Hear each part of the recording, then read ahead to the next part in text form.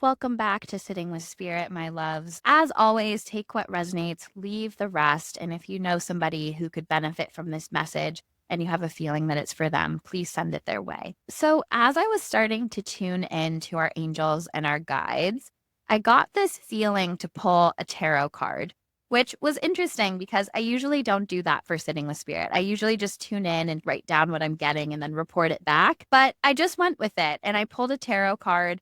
And interestingly, I pulled the Eight of Wands, and that is the card of travel and Sagittarius energy. And I found that to be so synchronistic with the conversation that we had today, all about travel and opening up our world and adventure and exploration. And so I feel like our angels and our guides are doubling down on this message of the world is our oyster. Think bigger, let yourself explore, let yourself play, let yourself visualize life in different locations that might call to you, or even just a trip. It doesn't even have to be a move. But what I love about the Eight of Wands as well is that it has just this very Jupiter energy of like optimism and luck and good news. And overall, as I was tuning into the energy, I feel that. I feel like we're coming into a moment where it's sort of like, okay, it's only up from here. Like it's this moment where it's like the light can come back in. We feel a little bit more hopeful and optimistic and joyful. And with this card, it literally says good news on it. So maybe expect some good news this week. From there, I started tuning in and feeling a lot of solar plexus chakra upgrades around the collective. The solar plexus is in the stomach, and it's all about identity, the stories we tell ourselves about who we are, our purpose, confidence, and personal power is a lot in the solar plexus, as well as inner child. I believe our inner child lives in the solar plexus. I got this message as I was tuning into it that basically we're coming into a chapter of deeper self-reliance. It's like we've been going through this time period where the world is showing us in so many different ways, I do not have your back. And it's like these solar plexus chakra upgrades feel very empowering because it's like, yeah, but I have my back and I'm a version of self now that can hold me in a way that is so powerful and nervous system regulating compared to the way I was looking for myself to be held externally. Now we have the ability to hold ourselves internally no matter what the world or other people are doing around us. And I feel like this lesson really ties into the South Node in Libra, where it's like moving forward away from outdated relationship dynamics and patterns. And I feel like part of this solar plexus chakra upgrade is not needing anything from anyone. How they show up can be a benefit, but it's more about being so solid in our truth, our power, our worthiness, and what we need for our life, and not asking family, friends, loved ones, anyone else to fill in that space, and also not really caring as much about what other people think about us. That's a part of this upgrade as well. It's like what society feels, what people feel, what community feels. It's like all of that is fading into the background. Where it's most important is how we feel and standing really strong in that. And I feel like Pluto and Aquarius and all of the energy moving forward and things that Helena and I were speaking about, it's like we are moving into this chapter where the energy is quickening and where there might be a heightening of polarity. It might feel so unsafe in a lot of ways to disagree with other people or to stand fully in our authenticity. And like this solar plexus chakra upgrade is a big FU to that. It's really saying like, no, I have me. I'm in charge of my life. And the image I was seeing, which was so interesting, was this knight on horseback charging in. And it was this like white knight energy. And I feel like we're almost embodying that for ourselves. It's like not waiting for the world to save us or anyone else to save us, really standing in our power of what we will accept and what we won't, and taking that information less from a betrayal or heartbreak or intensely emotional place and more from a, okay, this is like information. Now, how am I going to charge forward in my power and respond to that within my worthiness? So, having our own back is like a really big theme, and it feels energizing and empowering, and it's trickling up to the throat chakra. And that's like the other part of the energetic upgrade this week. Speaking our truth, of course, but also being radically honest with ourselves, because sometimes we can lie to ourselves or spin stories to ourselves or tell ourselves stories that aren't quite accurate anymore. I think another part of this is really examining the stories we tell ourselves about who we are, the world, and say, is this actually true? Because as our solar plexus chakra upgrades, the way we see ourselves is going to change. Our stories of self is going to change. Perhaps our purpose might shift and we might come into a new chapter of exploring a different facet of our life's purpose. And that's going to affect our throat chakra, how we express ourselves, and our deeper truth. So it feels like this fire element of forward momentum. Like we've done the integration and now it's time to move forward in a new way. We've been doing so much processing. And then when I was feeling into that message of having our own back, I saw the witch's hat, and I feel like part of this upgrade moment, this having our own back and this fire, is this trusting our intuition, is this coming back to the magic that lives within all of us. And if you're here as a part of the hummingbird community, it's no accident that you're here. It's no accident that you have a hunger for this knowledge and that this knowledge resonates with you. So there is also an element of tapping back into your gifts and letting yourself be led and trusting your own magic and power. The other part of this upgrade that I feel is a loosening of the reins in terms of not being so concerned about everyone else and what they should be doing or understanding their motives or how they should be moving forward. It's like nobody else's path needs to make sense to you, and your path doesn't need to make sense to anyone else. And that's part of the confidence of this solar plexus chakra upgrade and having your own back. The feeling that I get, it's let karma take care of it. Like, we do not have to be the fixers. We do not have to be the tally keepers. We don't have to be the teachers for everyone. Let karma, let time take care of it. And Saturn is the planet of karma and time. It's interesting that it rules both. So that's the feeling that I get. It's like justice will be served, karma will be served. Take yourself out of that, because constantly worrying about other people's lessons or their experience or their path is robbing you from what's in your control here and now and the joy of the present moment. And so as much as possible, this solar plexus upgrade is taking us to a place where we feel regulated enough in our nervous system to stand in our truth, regardless of what people think about it. So this feels really, really, really powerful. I remember maybe by the time this comes out, it will be a month or two ago, in a sitting with spirit, in many sitting with spirits, I was talking about the path and how only this next step forward was illuminated, and then the next step, and how we only could focus on exactly where we are now and where we're going. And then there was a sitting with spirit where it's like, whoa, now that path is actually gone. And instead, in its place is a womb space portal of rebirth. And so it was really interesting, because when I tuned into this sitting with spirit, I saw a new path emerging, and it was more lit up than ever before. And it gave me this feeling that we're starting to get to a place in our journey and our integration where we actually can see new ways forward, where we actually can make sense of a lot of the lessons, and then from there, create a new plan for ourselves or a new energetic strategy. And so I felt this kind of hopefulness around a new pathway emerging based off of the rebirth moment that we've been going through and the intensity that we've been going through. We're starting now to understand and integrate those lessons. And now we can be like, actually, yeah, I can see the pathway emerging. I can see the way forward in a way that we couldn't before. And so that feels really promising and really exciting, and gives more hope for the future. So as I was starting to tune into our loved ones in spirit, I did have a grandmother in spirit coming through. Felt like a paternal grandmother, and she was lighting up her ovaries, and I felt like there was a connection to ovarian cancer.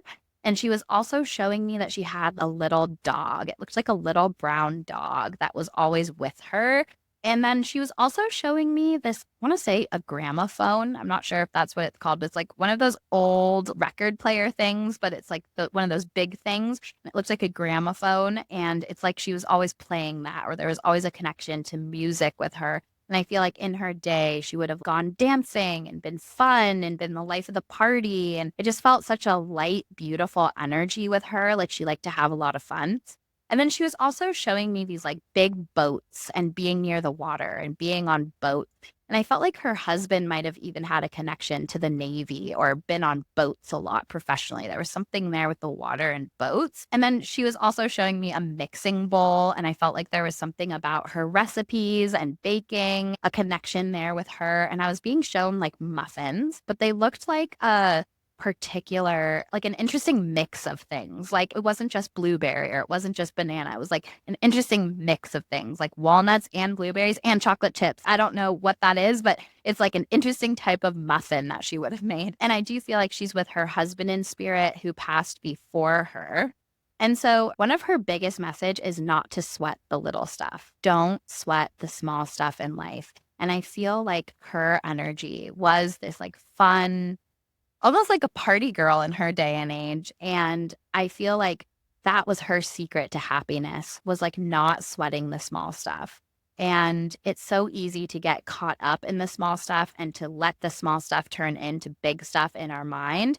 But her message for the collective today is like, just dance through life as much as possible. Don't sweat the small stuff. Just respond to it, move forward, find more lightness is the feeling that I get. A little more detachment from outcomes, a little more grace for the people around you, a little bit more lowering of the defense mechanisms for your own sake so that you can find more lightness. And then also she was showing me writing. And I feel like there's actually a few loved ones in spirit that are piggybacking off of the messages now. And it's interesting synchronicity because Helena was talking about how her intuition comes a lot through writing. And I feel like the past loved ones in spirit are piggybacking off of that and talking about we send you inspiration and flow through writing. And so I feel like that can even be an exercise if you're missing a past loved one, like just writing a letter to them. And then you can even write a response and see what they would have said. And it might surprise you because she was really highlighting like communicating through writing. And I also feel like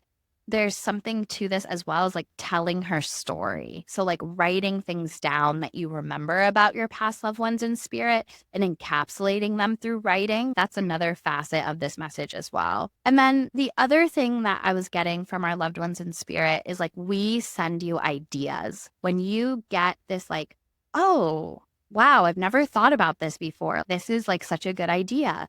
That is really a way that your past loved ones in spirit, like they send inspiration, they send ideas, and to pay attention to that. I feel like your ancestors in spirit are going to help you when I'm talking about this new path that's emerging. I feel like they're sending ideas and inspiration and excitement to support us on that. And so there's also this message of like, when you get an idea that feels resonant on a full body level, not just like a sort of passing idea that you forget about 2 seconds later, but it's like when you wake up from a dream and you're like, whoa, that was a powerful dream. That will be the feeling of this idea where it's like, whoa, this is a powerful idea. When you get one of those, know that it's your past loved one in spirit sharing with you, working with you, helping you move forward. And I feel like as we're moving into this new timeline on earth with new potential for us on a personal level, our loved ones in spirit will be turning up the volume of sending ideas. So I think it's a really beautiful time to journal, to write, to create sacred space, and to create containers for those ideas to come through as well. Claire, is there anything you want to say? Yeah, I love this. And usually I feel like the messages are so specifically for me. And this one was, but I really felt like it was specific to a loved one of mine who has just been struggling to have a light touch with things and struggling with her thoughts about what everyone else is thinking about her. So it's just like such a good reminder that it really matters what we think about ourselves, and we can't control what other people are thinking. And most of the time it's happening because of what they're thinking about themselves and the stories they're telling themselves. And so having a little bit of a lighter touch, I loved too. I'm doing some healing work, and I loved what you said about a new path being illuminated, because I'm really feeling that in this moment where it's like the subtle shift is happening, and that is therefore lighting up a new possibility, a new way forward. And lastly, I just loved this idea about writing down our past loved ones' stories.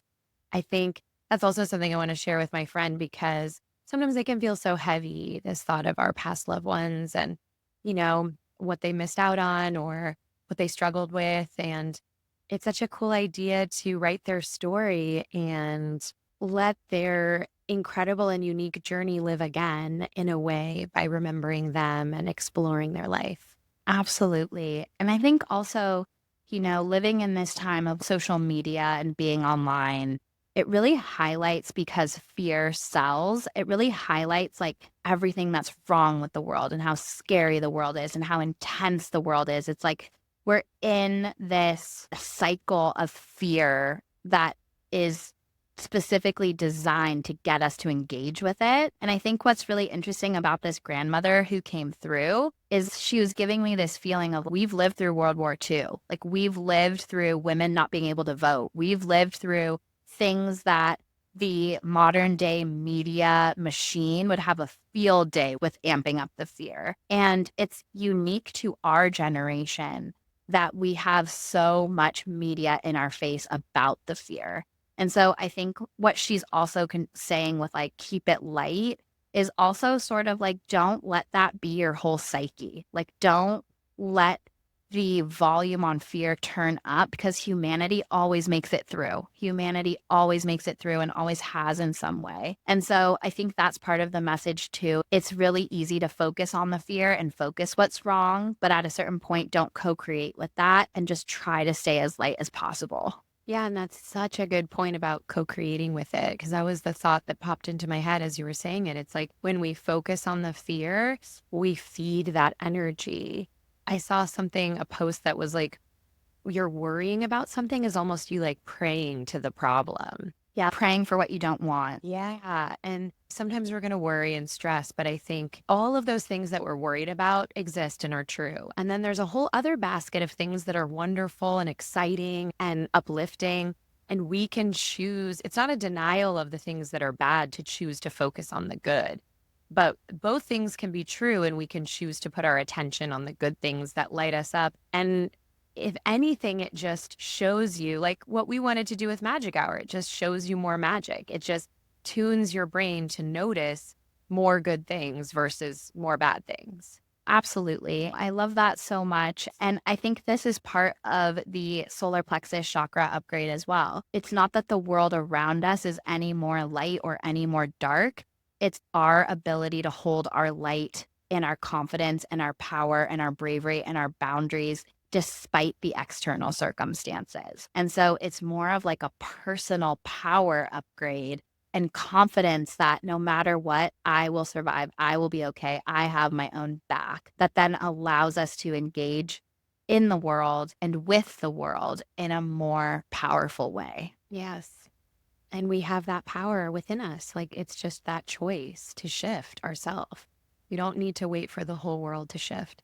We can make that subtle shift, and it has such a powerful impact. We're not waiting for someone to be that white knight like I was seeing. We're not waiting for someone to come save our life. We activate that inner warrior knight within our own hearts. And then anybody who adds to that happiness in our life is just a bonus on top, but we're not reliant upon that. Yes, that is such a good lesson that I am currently learning. I think a lot of us are because we've been mass conditioned by Disney to wait for Prince Charming to fix everything. I just loved this grandmother's energy that came through. Keep it light, focus on the fun. Don't let the little things zap your joy and just do the best with what you can because it feels like we're coming into a week where things start shifting and more hope and optimism and light start to trickle in. So I look forward to that. And I hope that you all just have such a magical week. Thank you so much for tuning in.